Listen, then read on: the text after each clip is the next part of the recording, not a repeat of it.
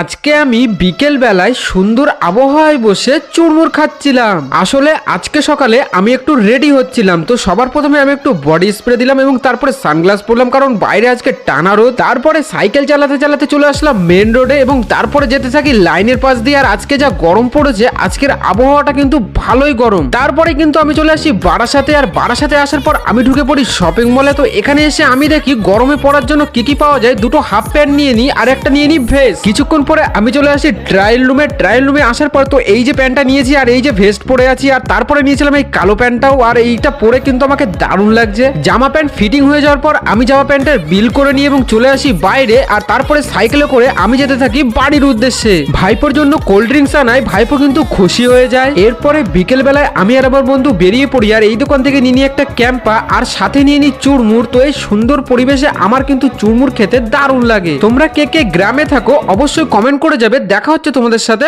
পরবর্তী ভিডিওতে।